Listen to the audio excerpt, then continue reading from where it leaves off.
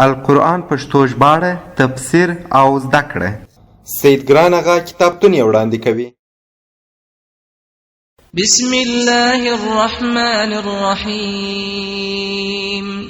شروع کوم په نامه د الله جل جلاله چې ډیر زیات مهربان او پر رحم لرونکی دی.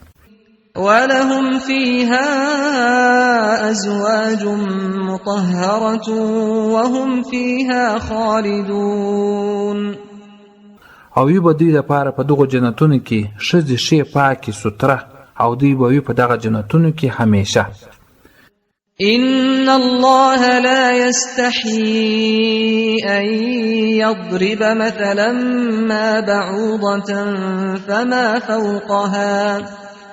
بېشکه الله جل جلاله حیا نه کوي چې بیان کړي یو مثال په غماش سره یا چې پورته وي تر دا غماشي.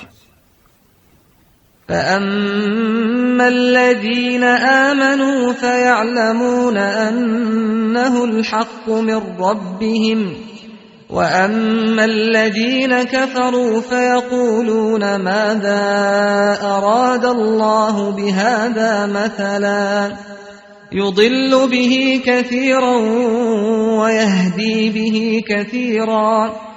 نو پس هر هغه کسان چې مؤمنان دي پوهیږي په یقین سره چې بېشکه دا مثال حق دی د ربه د دوی څخه، او هر هغه کسان چې کافران سوي دي نو وایي چې د څه شي اراده کړې د الله جل جلاله په دې مثال سره.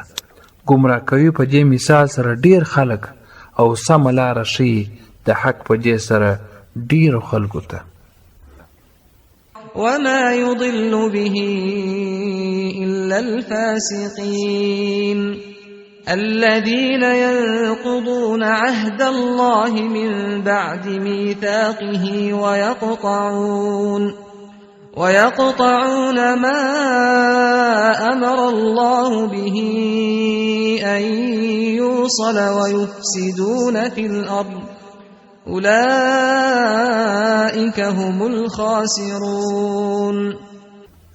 او نه ګمراه کوي الله جل جلاله په دې مثال سره مگر فاسقان، هغه کسان چې ماتوي د عهد وعده د الله جل جلاله وروسته د محکوموالي د هغه وعدې او پرې کوي هغه چې حکم کړی دی الله جل جلاله په هغه سره چې پیوند کړه سوی دی او فساد کوي دوی په ځمکه کې، او دغه کسان هم دوی زیانکاران دي.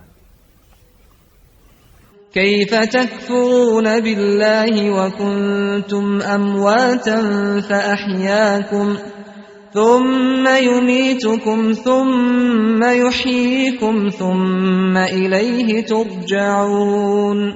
څرنګه کافران کیږي په الله جل جلاله باندې، حال دا چې وي تاسې مړه بیا الله جل جلاله ژوندي کړه ستاسې، بیا به الله جل جلاله مړه کړي تاسې، بیا به الله جل جلاله ژوندي کړي تاسې، یعنې په بعثت سره بیا به خاص هم د الله جل جلاله ته وګرځول سي. هو الذي خلق لكم ما في الأرض جميعا ثم استوى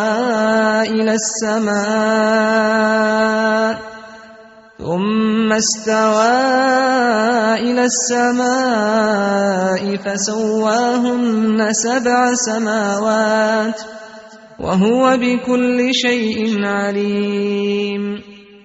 الله جل جلاله هغه ذات چې پیدا کړی دي تاسو ته هغه شان چې په مځکه کې دي ټول، بیا یې قصد وکړي اسمان ته د پیدا کولو، نو برابر یې کړل الله جل جلاله و اسمانونه، او دی په هر څه باندې ښه عالم.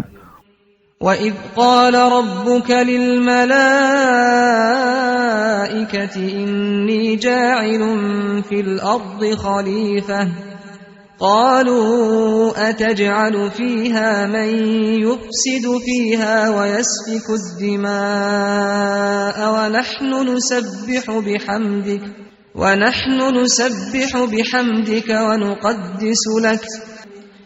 او یاد کړه ای محمد صلی الله علیه وسلم هغه وخت چې ویل پروردګار ستا ملائکو ته چې بېشکه زه پیدا کوونکی یم په مځکه کې د یوه خلیفه، نو ویل ملائکو آیا پیدا کوي ته په مځکه کې هغه څوک چې فساد به کوي په ځمکه کې او ته یې په ناحقه سره ویني، حال دا چې موږ تسبیح وایو سره د ثنا ستا او نسبت د پاکۍ کوو تا ته. د قرآن کریم د پښتو ژباړې تفسیر او زده کړې لپاره زموږ چینل سبسکرایب کړئ او څنګ ته یې د زنګ پر سویچ باندې کلیک وکړئ.